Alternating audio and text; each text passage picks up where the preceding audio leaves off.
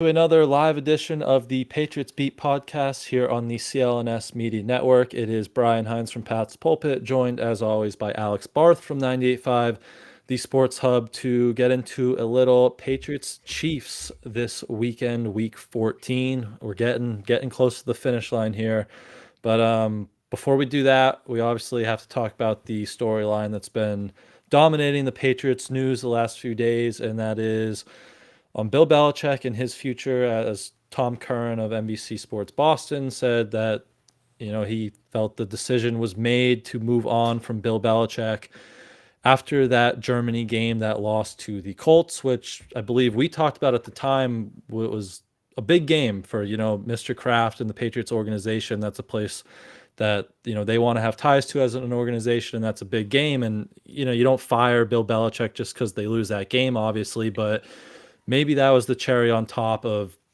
all these, these last few years of bad roster management, bad draft picks, the coaching decisions last year, and then to go over to, a big game for your owner in Germany and to lay another stinker like that, 6 points, that Mac Jones interception, he gets benched, that whole 2 minute thing at the end. Maybe that was kind of the tipping point for, what Curran is reporting as, that was when the decision maybe was made to move off Bill there. Yeah, that to me was the straw that broke the camel's back. When we talk about Bill Belichick's departure, I can't stress this enough. It is not because they are 3-10. It is not because of in-game coaching decisions he made. It is the general manager element of it for the last, really going back to 2019. It has been an issue for some time. He was a good enough coach to overcome it for a bit. No longer. And when you look at the situation the roster's in and the opportunity they will have this offseason with their cap space and their draft capital, a guy that has struck out as much as Belichick has in terms of player acquisition, do you give him another offseason like this? And that, to me, is the coaching doesn't help. But, yeah, he just hasn't kept up on the player personnel side of things. Now, I talked about this today on Catch 22. Is there maybe a world where Belichick goes into Robert's office and says, you know what, fine, bring in a GM. I'll coach the team. That's all I'll do. I'll leave now. You can come find me. I'll be back for OTAs, enjoy the offseason.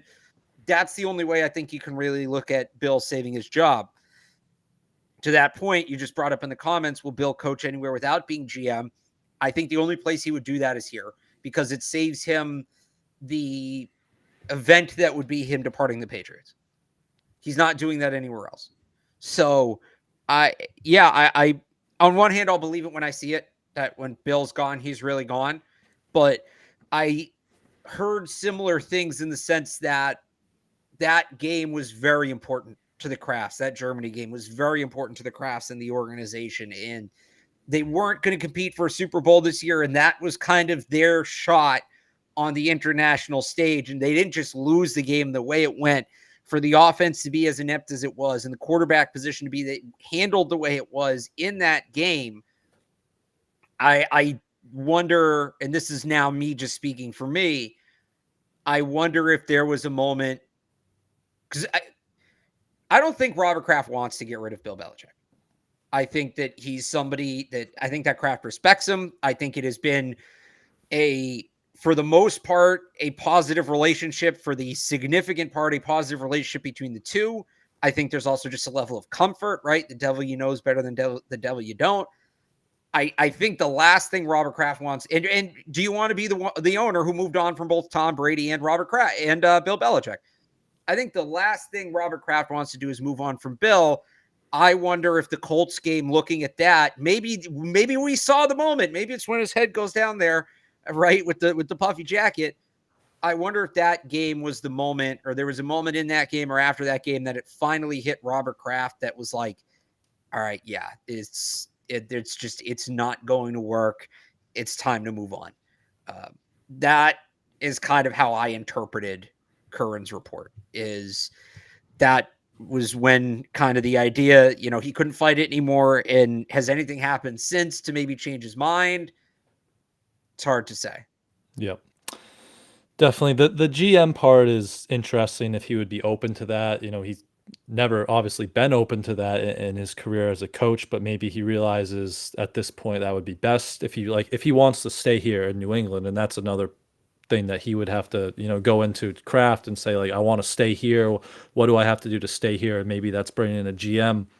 I think Michael Lombardi talked about that a little bit earlier today on Pat McAfee's show, or one of those shows. That idea, because he said you can replace Bill Belichick, but you're not going to get a better coach, right? And I think obviously Bill is still a good coach in some areas on defense. The special teams has been bad this year. The offense has definitely been the offense, but he's still a good defensive-minded coach. But the big thing, if he wanted to stay here, would be the GM duties, and where does that kind of divvy up, and is he open to someone else coming in? And if he is, like, would it still be someone that he's going to listen to, right? Because if it's just Matt Groh, Right. like, is he still going to kind of push him around and be like, I'm still back here, like, I'm really still the guy picking the groceries here? Or, like, who could you bring in that Bill is going to respect? Is it like a John Robinson is one of, Yeah, like, there's those only guys? if you were going to do that, the list of people who could take that job is incredibly short. You're Yeah, talking about John Robinson, Thomas Dimitroff, who's been out of the league for 3 years.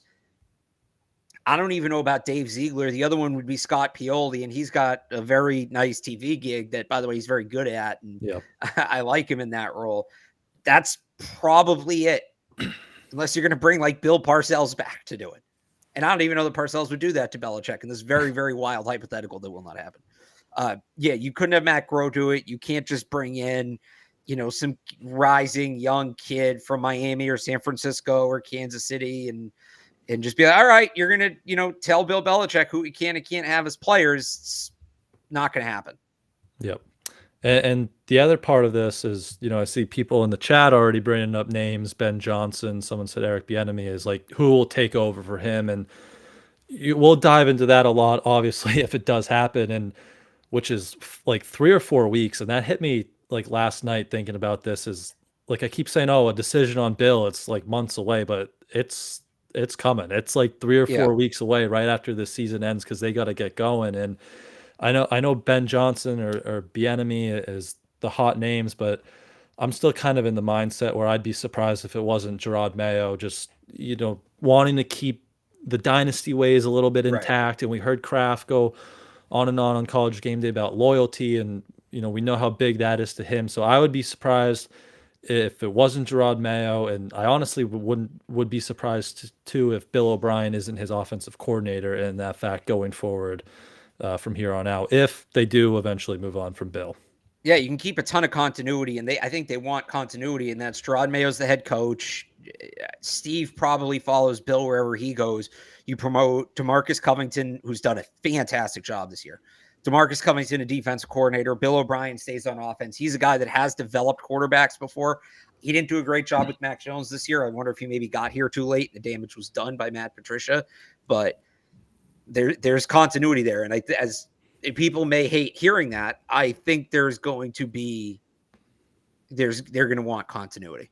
Yeah, I think like O'Brien would be the big question mark. I know, because after this year it hasn't been great, obviously, but if you're going to have a first time head coach in Gerard Mayo, I think it would definitely be helpful to have a guy like Bill O'Brien, who's been around obviously a long time. He's been a head coach. He has that experience. He can develop quarterbacks. Kraft obviously, likes him. He really was the one pushing for him to hire him this past offseason. So I think that would be a move that Kraft would probably be like. I think Bill O'Brien wants to stay here. I think he kind of came back with the intention of being around here for a few years. This is home to him, obviously. So as long as Mayo is open to it, and I believe Albert Breer, I think it was Albert Breer reported that that's something Mayo would be open to, is keeping Billy O around as the offensive coordinator. I do think that's a path that you're most likely headed towards there with Mayo and that defensive staff keeping continuity, and then you can let Billy O work on the offense, and whoever this next quarterback, probably a rookie, will be that they acquire in the offseason. Right. Exactly. Yeah. So any other last thoughts on Bill there, or that report, or anything else from these past few days you had, or we can get over to the game? No, I think that's pretty much that. All right. So we can get over to Patriots Chiefs, but before we do that, we can get a quick word from our wonderful friends over at FanDuel. All right. Score early this NFL season with FanDuel, America's #1 sportsbook. Right now, new customers get $150 in bonus bets with any winning $5 money bet. That's $150 if your team wins. If you've been thinking about joining FanDuel, there's no better time to get in on the action, NFL. The app is so easy to use. There's a wide range of betting options, including you got spreads, you get your player props, you got over-unders, and more. So visit FanDuel.com/Boston and kick off the NFL season. FanDuel, official partner of the NFL. All right, so Patrick Mahomes coming to town. It's down to an 8.5-point line over on FanDuel. I believe it opened at I have a friend that calls that a rat line. Yeah, I believe it opened at 10.5. So Patriots are getting some points here.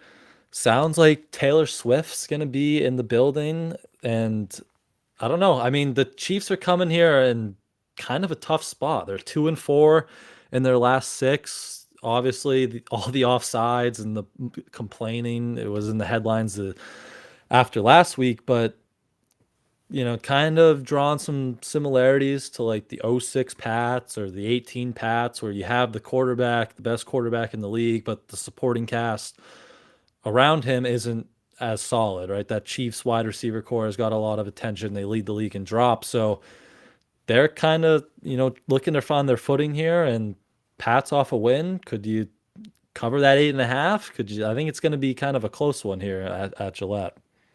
I think it can be close. I certainly see a world in which it's close. I think the guy that is going to make the biggest difference is actually a defensive player for the Chiefs, and that's Chris Jones. Yep. And I guess we can start there. You watched Chris Jones last week. If the Chiefs don't implode offensively at the end of that game, Chris Jones is the player of the game. 7 pressures, second week in a row, he's hit that number. He is unblockable right now. And the Chiefs are starting to play games with him. They're moving him around. They're playing him in the defensive end. They're playing him in the middle. They're running him off stunts. They're running him off twists. And everything works. Whatever button they press with him right now, it works. Maybe they stand him up and put him off the edge. Like that would probably work. With how much of it, I don't actually think they're going to do that. But you get the point with how much of a heater they're on. I really like just the game he's playing right now. And when you look at the Patriots, there's multiple spots on this offensive line he can attack. Cole Strange has had trouble with those big athletic power rushers. City Soda, rough game last week. I wouldn't be surprised if they rotate at left tackle again, especially with Trent Brown missing practice today due to an illness. So you have Connor McDermott over there. Seems like all the chances in the world for Chris Jones to tee off. And Bailey Zappi has he's handled pressure better than Matt. And I'm not talking about the blitz. I'm talking about pressure, rusher in his face. He's handled it better than Mac Jones. I don't think that's saying much. No, not at all. But it's been an issue at times, and he's going to have Chris Jones bearing down on him quite a bit on Sunday. And if Chris Jones can set up like a scoop and score or force an interception or something like that, that could get things rolling. That certainly could get things rolling. So Chris Jones, to me, has the chance to make the biggest impact of any player in this game. He's been excellent. He's going up against the Patriots offensive line that has been spotty, and a young quarterback that did start to look a little sped up in the second half of last week's game as well as he played in the first half. Yeah.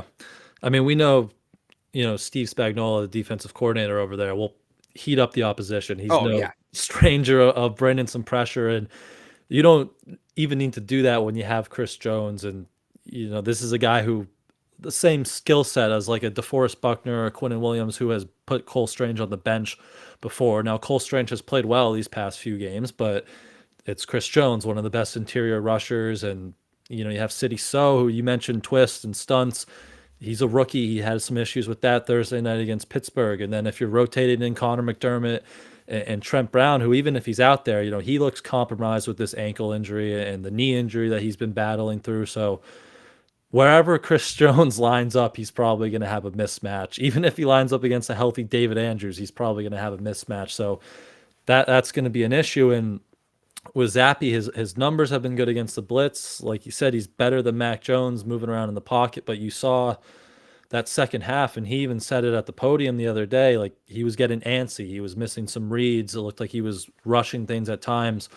probably led to that interception where, he could have just checked it down to Zeke or waited a second and hit Hunter Henry over the intermediate area of the field, but kind of got rushed, kind of got antsy, and led to a force in that interception. So if you have Chris Jones bearing down, sitting in your lap all day, like that's going to be tough spot for Zappy, Right. Zappy to be in, especially if he was already starting to get that antsiness last week. Won't get any easier. And I know the Chiefs' defense is pretty weak against the run. I think they're like 29th or 30th ranked against the run this year. So you'd imagine it's a big Zeke game, but I mean, knowing Steve Spagnuolo, like you'd assume he's going to load up and try to stop the run first, make Zappy beat him through the air, and then still dial up that pressure. That would be what I imagine would be Spags' game plan in this one.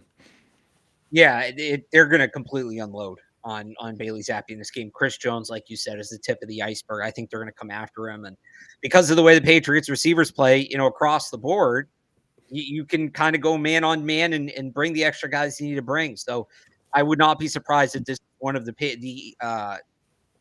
if the Patriots face one of the highest blitz rates in this game they've faced all season. Yep. And you mentioned the wide receivers. They're all hurt. The only healthy wide receiver not on the injury report now is Jalen Reagor, because Juju still has that ankle. Parker has the knee. Pop is back on the practice field, which is a good sign, but he's still limited with the concussion. And then Tyquan popped up today with a hamstring, and Booty's still on there with a shoulder. So they got good performances out of Juju finally last week, but like this is a pretty decimated wide receiver core, and you obviously are down Kendrick Bourne already. So the whole unit is kind of banged up there. So you hope Hunter Henry can continue his stretch. Like he had 2 touchdowns last week. You hope he can make an impact. We mentioned on the recap of the Steelers game, there were times Pharaoh Brown was running open. So you got to hit those. And even though the wide receiver core is, hurt and banged up, and we know the talent level, like I'd still like to see that first half game plan from Bill O'Brien where, all right, let's get aggressive. What do we have to lose here? Let's try to push the ball downfield, and then we'll see what happens from there. Yeah.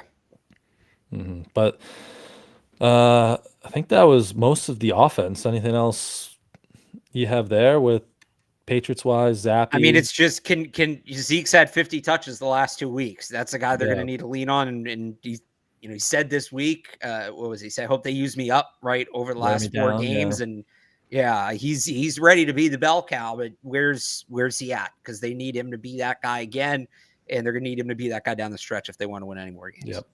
And it kind of reminds me, previewing the Chargers game, we said you can run the ball in the Chargers, but are you going to be able to keep pace with Justin Herbert? And I guess they were, because the defense held them to 6, but kind of that same thing. You could run the ball against the Chiefs, but, is that going to be enough to score points against Patrick Mahomes? We'll see if the defense can help there. But, you're definitely probably going to rely on Zeke. Hopefully they're still aggressive pushing the ball downfield, and then it's just, can you block Chris Jones up front there? But that's the offensive side. We can jump over to the defensive side, but before we do that, if you'd like to be in the building this weekend and see Patrick Mahomes and potentially see Taylor Swift, you should head over to SeatGeek, and we can hear from our friends at SeatGeek right now. I've been looking for the best deal on Celtics tickets, and with over 28 million downloads, SeatGeek is the #1 rated ticketing app. There are more than 70,000 events every single day on SeatGeek, including concerts, sports festivals, and more. With the NFL, NBA, and NHL seasons in full swing, you don't want to miss out. SeatGeek has your tickets to every game. Plus, artists like Travis Scott are on tour. They put all the tickets across the web in one place to make sure you're getting a good deal. Each ticket is rated on a scale of 1 to 10, so look for the green dots. Green means good, and red means bad. Every ticket is backed by their buyer guarantee, and SeatGeek is the only site that lets you return your tickets ahead of the event with swaps. So as you know, I always come through for you guys. You can use my code DREAMERSPRO for $20 off tickets at SeatGeek. That's $20 off your first purchase with promo code DREAMERSPRO. Make sure you check the link in the description to download the app.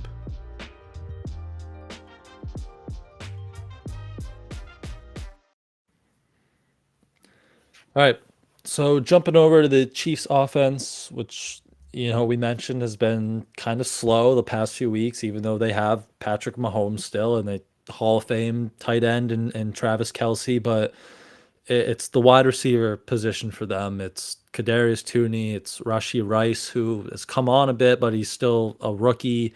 It's Marquez Valdez-Scantling they got back. They're just not on the same page as Patrick Mahomes a lot. They lead the league in drops. Kadarius Toney is lining up off sides like every play and then getting called for it in key situations. So it's been something that Patrick Mahomes never has really had to face at this point in his career. Like he's in December, he only has a 1 game lead in his division. There might have to go on the road for the first time in his career in the playoffs. So it's kind of a unique position for Mahomes here. And his what's this? His fourth year starting, 5th year in the league. Right. And look, I can't stand the people who want to compare Patrick Mahomes to Tom Brady because it's just way too, among other things, Tom Brady did it for 20 years. Patrick Mahomes, no matter what he does right now, cannot match Tom Brady in terms of career accomplishments because Tom Brady's greatest career accomplishment is his longevity. That being said, if you really want to tell me they're in the same ballpark, there were years, Brian, 2006, 2013, and maybe they didn't ultimately win the Super Bowl, but like the Chiefs are they're only 1 game up in the division. They're only 1 game up in the division. Yeah. Denver's on their tails. Right. There were times it felt like, and they've done a terrible job putting talent around Patrick Mahomes this year. Obviously Travis Kelce's there, but they did not put sufficient resources towards replacing Tyreek Hill. There were times when Tom Brady was throwing to the Rashae Caldwells or the Kembrell Tompkins of the world that it almost just seemed like he decided, you know what? I don't care that these guys aren't good enough. I'm going to make them good enough. I'm going to throw the ball so well that they can't drop these passes and they can't run the wrong routes. There's no real football term for it, but you know what I mean? Like, you remember that feeling? Yeah. If Patrick Mahomes really is, and look, he's the best quarterback in the league right now. He's well on track to be the best of his era. That's such a far cry from what Tom Brady was. If all these nutcases in Kansas City and the national media, if he really is that guy, if the dynasty Patriots with Tom Brady lost a couple bad games in a row and they were to play, a down and out bottom of the league Chiefs team, so flip the roles, the Patriots would score no less than 42 points. Let's see. And last week felt like a breaking point. Last week felt like a point where Mahomes kind of snapped. He's never really had to deal with this before. He's had to deal with pressure in the sense of playing in the playoffs and competing for Super Bowls and, big games against elite quarterbacks. He's never really had to put a struggling team on his back and drag them kicking and screaming to wins. And a lot of great quarterbacks have had to do that multiple times. We don't really know how he's going to handle this situation. Let's see. This is a game that the Chiefs should win by 3 or 4 touchdowns. But we're sitting here saying, it's an 8-point spread. Vegas thinks it's a close game. Let's see. It'd be like the Bengals game, right, in 2014, where you just got blown out by the Chiefs, and now you're kind of playing this lousy Bengals team, and you come in with all this noise, and everyone says you suck, and then you drop 40 on them, and you blow them out. But yeah, it's like I think Brady it seemed like he would always elevate his guys, right? Like the Austin Collie and Kembrell Tompkins game-winning drive, or that clip that goes around on Twitter a lot where it was 2006 and I forget the ESPN announcer's name, Tony something, saying like he's throwing all these guys and we don't even know their names, right? And and he didn't always win the Super Bowl, but he got to the AFC championships and he still blew out teams on the way. So some adversity for Mahomes here, and he hasn't played the Patriots since 2020, since the Cam Newton COVID game. Yeah, Brian Hoyer. Was that the timeout? He's trying to call a timeout. Yeah. He doesn't have any left. He took the sack. At the end of the half. But Bill's always had good defensive game plans, it seems, against him. And it's, a lot of man coverage, a lot of kind of too high safeties. I know they used to like double Tyreek Hill all the time. Obviously, you don't have to deal with Tyreek Hill now, but you'd imagine it be kind of the same, especially with these receivers now who aren't world-class man beaters. You'd assume they're just going to kind of line up and play a lot of man-to-man. Probably a lot of focus on Travis Kelce, hitting him at the line of scrimmage. I'd imagine it's a big Jalen Mills game, that bigger corner type safety body type that, you'd probably like against a guy like Travis Kelce. So that's been the game plan in the past, and I don't really see much reason switching it over on this one with the struggles that the Chiefs are going through right now. Right. Yeah, it's a good point. Yep. Sorry. But I mean, there's two things that I think are going to happen, and it's going to be frustrating. And Travis Kelce is going to look wide open on one play. Yeah. And you're going to be like, who's covering him? And he's just going to find space. And another is, it's probably going to be like 3rd and 13 late in the game, a crucial down, and Patrick Mahomes is going to scramble for a first down because he always seems to pull one of those out. I think he's one of the top scrambling. I know he has the most scrambles of any quarterback in the league. I don't know if he's like most yards or best average or whatever, but he has the most scrambles. That was what I think I was looking at, most scrambles in the league. Like he's not he's not like Lamar, but there always seems to be a play, especially if you're playing him in man coverage and everyone's back is turned to him. He's always seems to pull out one or two key third downs with his legs, which is extremely frustrating as a defense, but it's going to happen. And a guy we've been talking about a lot the past few weeks is Mac Wilson, right? He's really come on. He's kind of a speedy spy type of guy. We saw him against Pittsburgh, like rush, but also keeping an eye on Mitch Trubisky, and then he pulls him down behind the line of scrimmage for a sack in a spy type role. So wouldn't be surprised if you see Mac Wilson in that type of role to try to negate some of those Mahomes scrambles when the opportunity presents themselves for him. Yeah, and they're going to make Mahomes uncomfortable. Like the game plan is you take away Travis. For years, the way they played the Chiefs was take away Tyreek Hill and force everything to Travis Kelce. Obviously, the Chiefs have done the take away Tyreek Hill part. They took care of that 2 years ago. So they're going to lock up Travis Kelce. My question is, does Mahomes, and maybe it's Rashee Rice, the rookie, does Mahomes trust any of his receivers enough to truly lean on them? Because I think the Patriots can relatively take Travis Kelce out of the game. They're not going to blank him, but I think they can limit him significantly. Does he trust any of his receivers enough to make them a volume target in this game? Especially, it seems like the running back Isaiah Pacheco's not going to play. He's been his second favorite target behind Kelce. Will Mahomes trust any of those wide receivers to make the plays, or is Mahomes going to get antsy in the pocket and get sped up and start running around a ton like he did when he was younger? I think there's a real chance we see that. That's probably the best case scenario for the Patriots. You don't want Mahomes throwing the ball. If Mahomes is throwing the ball, he's probably going to do something. You want him tucking the ball and running, and you can kind of knock him around a little bit, and you can limit his gains and things like that. Yep. And you mentioned Pacheco. That's a big one. Missed last week's game. He hasn't practiced all week with a shoulder injury, I believe it is. I know the Patriots' run defense has been like the best in football for a long stretch of time now, but Isaiah Pacheco is really good, and that Chiefs run offense, has come to life recently, and he makes plays as a pass catcher too. So he's probably their number 2 guy, I'd say, in that offense behind Kelce. And if they don't have him, that's a big loss for them on Sunday.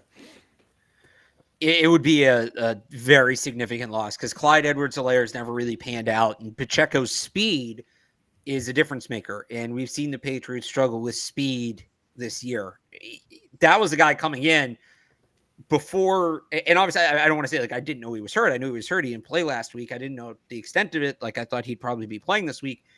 When I came in looking at this game, it was all right. They're going to take Travis Kelce away, and Isaiah Pacheco is going to have. Remember the game Kareem Hunt had against them? In what was that, 2018, 2019? Season opener? Yeah. I was like, all right, Isaiah Pacheco is going to have the Kareem Hunt game. They're going to put all their assets to Travis Kelce, and Pacheco's going to catch like 10 passes for 100 yards and a touchdown, and he'll run for another 100, and he's just going to go off. There's not another guy in the offense who can do it. Again, Rashee Rice is encouraging for a rookie. I don't think he's ready to be that number 1 guy yet. Maybe he proves me wrong this week, and J.C. Jackson has not played well. But if the Chiefs beat the Patriots with Rashee Rice being the guy, tip my hat. Good job by Rashee Rice. There's not much you can do at that point. But Pacheco's a massive, massive, massive loss for them. Yep. I agree there. But one thing, I've been kind of thinking about this for a few weeks now, and Jason brings it up in the chat here. I want to get your opinion on it. He said Kelce has been looking slow. I think Travis Kelce might retire after this year. I mean, he's 34 years old. he is looking a little slow, and he's got all this like commercial, like he's made a big enough name for Right. himself outside of the NFL where Hey, if he pops the question, he that won't even be the main Taylor, breadwinner, yeah. right? Like, I don't know. I could see like you always get one of those maybe surprise retirements at the end of the year. I wouldn't be surprised if that's Kelsey at the end I of think the he year. does an Aaron Donald. I think he says he's going to retire and then ends Get up more getting money, more get a money to little more stick around. money. That's what I think. But Yep. who knows? And look, we made it 30 minutes in without a Taylor Swift reference, so I'm proud of us. I'm sure Sophie Weller from A to Z is somewhere very disappointed. It's every time. Every time, look, Sophie does a great job, but it's so funny. Like every time she goes up to a player or asks them a question this week, because she is like the resident Taylor Swift reporter, they all know, and you can see they're like, oh, like Bill O'Brien. She got Bill O'Brien on Tuesday. He said he was uncomfortable. Obviously, the Bailey Zappi clip went viral, but we made it 30 minutes. Good job. So yeah, that was just a take I was working on. So I don't know, but I was gonna say something else, but it slipped my mind on the Taylor Swift comments. But any other defensive thoughts or Mahomes or anything else? The way everybody's been playing the Chiefs this year, and it's worked. Like it's kind of been the book on them is to go too high, like too high safeties. Yeah. And we've talked a lot about this year about how the Patriots don't even really have one deep safety. They've kind of struggled to find that free safety. It's been Jabril Peppers in recent weeks, but that's not his role. Now you need to find two. People are going to hate this, but get ready. It's going to be a big Miles Bryant game. I think you see a lot of too high with Miles Bryant as one of those deep safeties. That could be a look. The alternative would be Jalen Mills, but they just don't seem super excited to play him. They don't seem eager to get him on the field. I think you see a lot of Miles Bryant in this game as a second high safety. Especially if they do get Mills on the field, but he's like kind of the Kelsey guy, right? Like that would open up that's a good point too. maybe Bryant to kind of play deep more. But yeah, I think Mahomes is 4th or 5th in like going against those too high shells this year. So that's definitely been kind of the book on him. So that you would expect lots of man and a lot of that. But Diego asked the most important question, Alex. Can we get a Shake It Off karaoke session? No, I saw that. Nope. No? Okay. No, that's not going to happen. I did out Taylor Swift Evan Lazar, though, who is a self-described Swiftie. So I did that today on Catch 22. You what? I embarrassed him. Out Taylor Swift them? Yeah. And I'm not a Taylor Swift. Like, look, I respect her. Her music's great. I dropped a Taylor Swift reference. He got mad at me that I was annoyed by all the Taylor Swift references. And then I dropped one and he didn't even get it. He said the song was too much of a deep cut. So. What was the song? Putting all the reporters on blast today. The Last Great American Dynasty. Oh, I know that. The Chiefs. That's not a Thank deep you. cut. Right. I said the Chiefs are not the next great American dynasty. The Patriots are the last great American dynasty, which is true.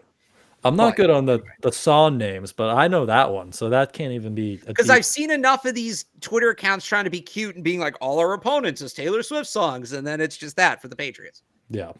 Right. So that's a good one, though. Last great American dynasty. But we can wrap up quickly.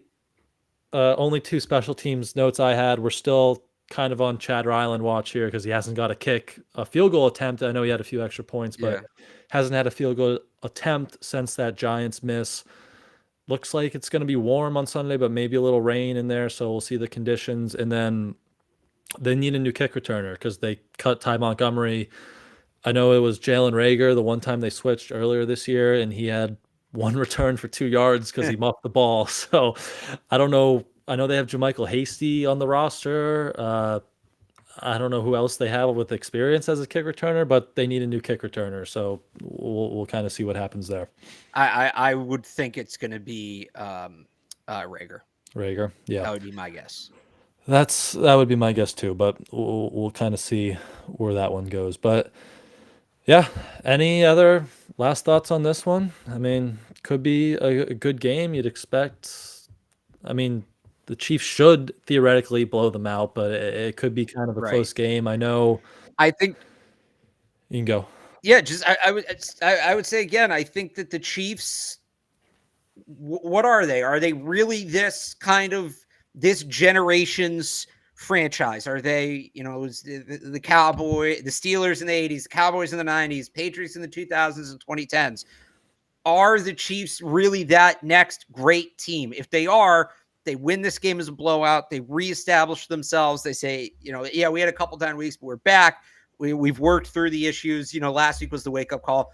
That's what that dominant franchise would do. If they come out and struggle with the Patriots, the divisions, even if they win, the division's like in doubt for them right now. This is not a game. They need to make a statement. They need to remind everybody who they are in a wide open AFC. So I think we're going to, and I personally find this fascinating. The fact it happens to be against the Patriots, I think elevates it because one, it is that last dynasty, and two, we get to cover it closer because it's a team we cover, right? If they were playing the Panthers, I'd still find it a very interesting game, but in terms of the storylines around it, but obviously we won't be talking about it as much. So I'm just fascinated with the Chiefs' response to really getting punched in the mouth for the first time in the Patrick Mahomes era. They've had some bad losses. The 18 AFC Championship game against the Patriots, to lose that game at home, tough loss. The loss to Brady in the Super Bowl, tough loss. But it's like, you're right there. Nobody was saying they weren't a great team. Nobody wins every Super Bowl. Even the Patriots didn't win every Super Bowl as much as they maybe should have. Kidding. Against a 3-10 team that doesn't have a quarterback, that's about to fire its coach, coming off getting embarrassed on basically national TV, the CBS game of the week, you got to respond because everybody's, you know what this game kind of reminds me of? And it's a little different, but down the stretch in 18, Patriots lost a couple bad games. They had a loss to a not so great Steelers team. They get embarrassed in Miami on the Miami Miracle, and they play the Chargers in the playoffs. They didn't blow them out, but they beat them handily. And then after the game, Tom Brady has that comment that's like, everybody thinks everyone says we suck and we're not good enough. Do the Chiefs, one, have that in them to embrace that? Because they've never embraced being the underdog before. They haven't had to. And two, it's one thing to think that. It's another thing to do it. Don't talk about it, be about it.